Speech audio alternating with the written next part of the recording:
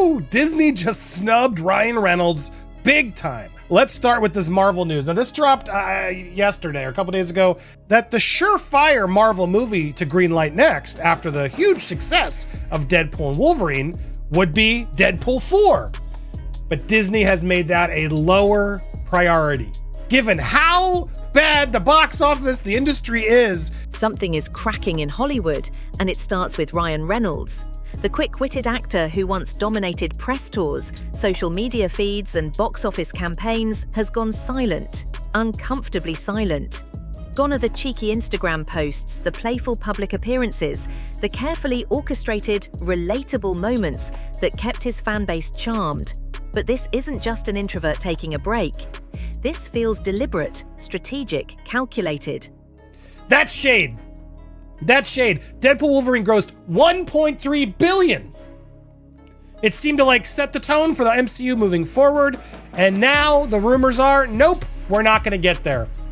Disney, the studio that once plastered Reynolds' face across marketing campaigns, is now keeping him in the shadows. His name is missing from big promotional events, his projects are being downplayed, and his usual media charm offensive, non-existent. And people are noticing, this isn't just a PR shift, it's a signal. Meanwhile, in an entirely different corner of the entertainment world, a legal battle is boiling over. Content creators who've been analysing court documents and discussing the explosive lawsuit involving Blake Lively and Justin Baldoni, yes, Reynolds' wife, are suddenly facing subpoenas. These creators who've done nothing more than comment on public filings are being pulled into court.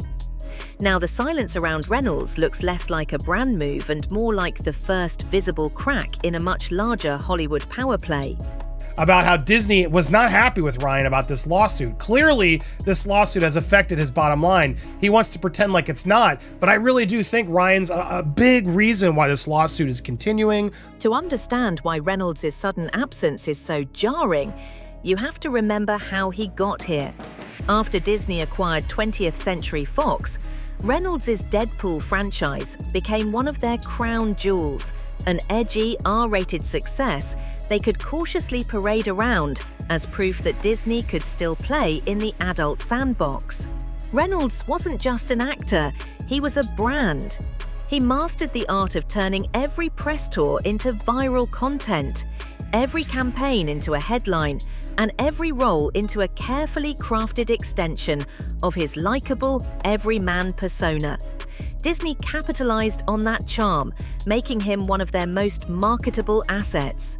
But Hollywood's loyalty has a price, and it's measured in risk.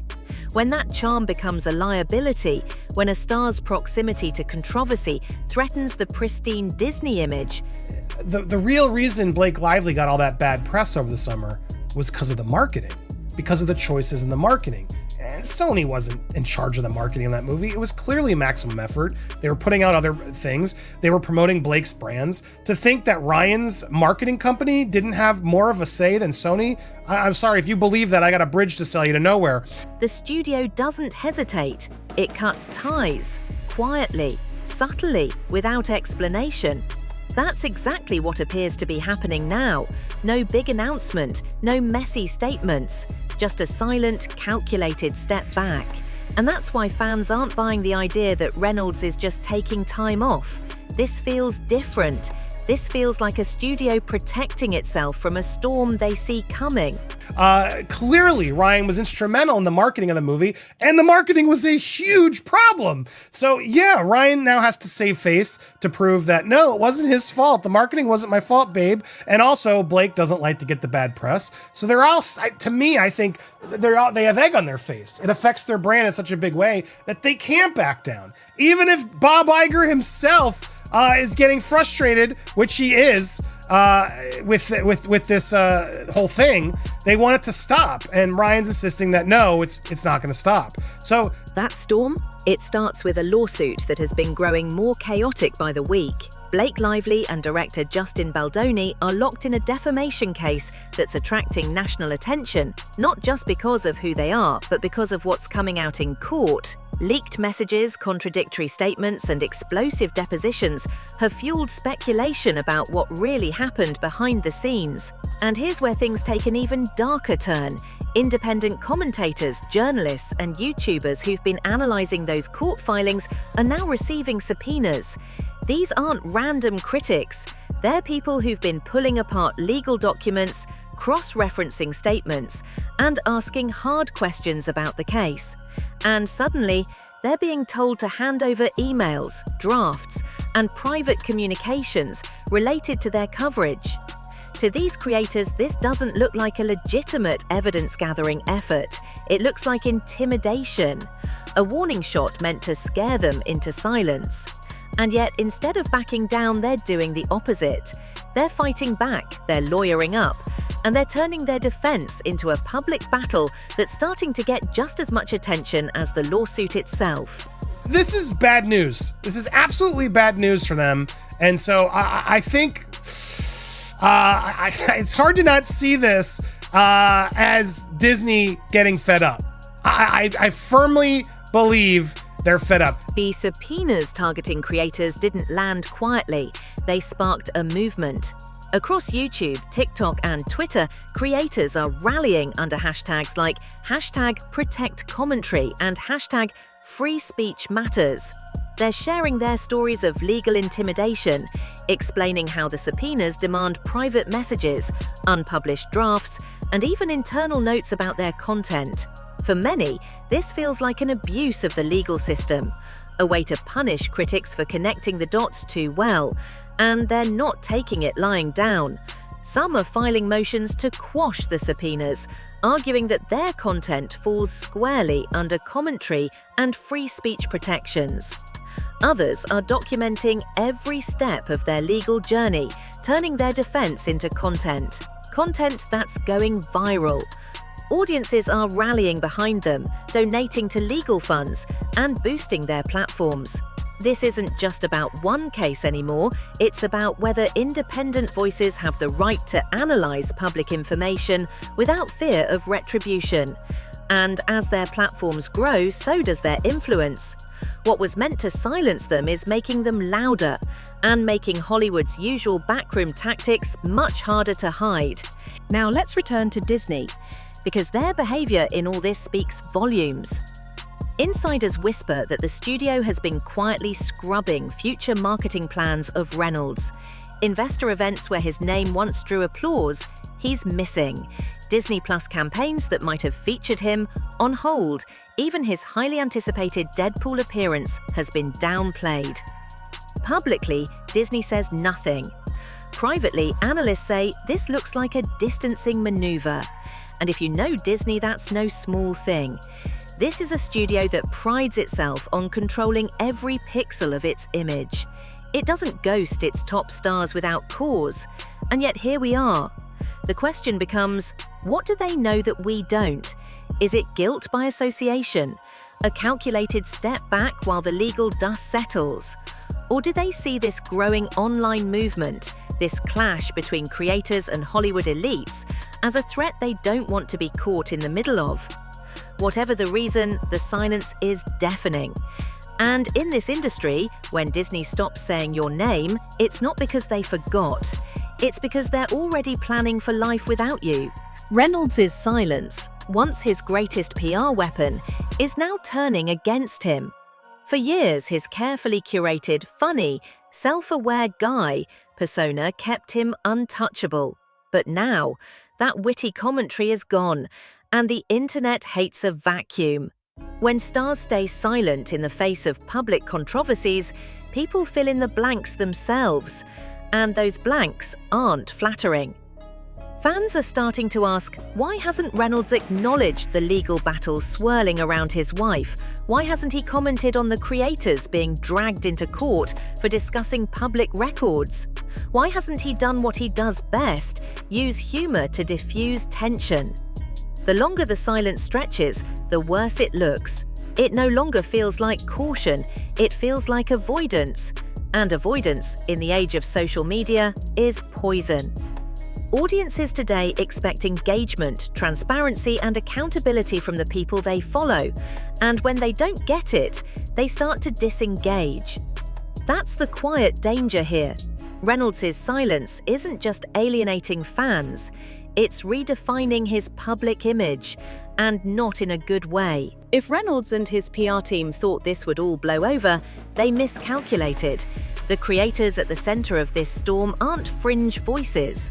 They're seasoned commentators, legal analysts, and pop culture experts, with credibility and dedicated audiences. And they're using that credibility to build a united front. They're collaborating on content, pooling resources for legal defense, and bringing in First Amendment experts to challenge the subpoenas. They've transformed what could have been an isolated legal skirmish into a full-blown movement, one that's gaining mainstream attention. And here's the kicker: their audience is growing. These creators are turning their fight into a spectacle that's captivating millions. Donations for their legal battles are pouring in. Their content is being shared across platforms. They've weaponized transparency, showing every step of their battle to keep commentary free from intimidation. In doing so, they've exposed Hollywood's playbook, and people don't like what they're seeing. What started as an effort to silence critics has instead amplified their voices. And now, those voices are shaping the narrative in ways no PR team can control. Hollywood has always thrived on gatekeeping, controlling narratives, managing crises behind closed doors. But that playbook doesn't work anymore. In an era where anyone with an internet connection can access court documents, analyze filings, and go live to a global audience, information flows too fast to contain. And for Reynolds, a star who built his brand on being digitally savvy, the irony is brutal. The same platforms that made him a household name are now filled with threads, videos, and breakdowns questioning his silence and Disney's retreat. It's not just fans digging deeper, it's journalists, lawyers, and industry insiders all amplifying the story. And the more people talk, the harder it is for Reynolds and his team to control the narrative. What once would have been managed with a press release or a carefully staged interview has spiraled into a digital free-for-all. The question now isn't just what Reynolds will say, it's whether anything he says can repair the growing cracks in his carefully curated image. Here's what makes this moment so significant. It's not really about Ryan Reynolds, not entirely. It's about the collision between old Hollywood power and new digital accountability. Studios and celebrities used to dictate the narrative, now creators do. And when those creators get dragged into court for analyzing public documents, it sends a chilling message. Speak too loudly about the wrong people and you'll pay for it. But the backlash proves that message isn't landing the way Hollywood hoped. Instead, it's sparking conversations about free speech, legal overreach, and whether powerful figures can use the courts to bully critics into silence. And it's not just internet drama anymore. Legal scholars, journalists, and even former industry executives are weighing in. This is about setting a precedent. If celebrities and studios can weaponize subpoenas against independent commentators, what does that mean for investigative journalism, for political critique, for anyone who dares challenge powerful institutions? These aren't just celebrity questions anymore, they're cultural ones. And that's why this fight feels so much bigger than a defamation case, because it is. As the legal filings pile up, as creators refuse to back down, and as Disney continues its quiet retreat, one thing is clear: the rules of fame have changed. Silence isn't safety anymore, charm isn't enough. In a world where transparency rules and receipts matter more than press releases, celebrities can't just disappear when things get messy. They have to engage, explain, and, when necessary, take accountability. For Reynolds, that window is closing fast. Every day he stays quiet, the speculation grows louder. Every day Disney distances itself, the perception of his golden boy status erodes further. And for Hollywood, this moment is a warning. The internet can't be controlled. It can only be navigated. The creators who are supposed to be silenced are now shaping the conversation, rewriting the rules of engagement, and proving that even the most powerful institutions can't always control the story. This isn't the end of the Reynolds saga. It's the beginning of something bigger. a reckoning for how fame, power, and free speech collide in the digital age. And the world is watching to see who blinks first.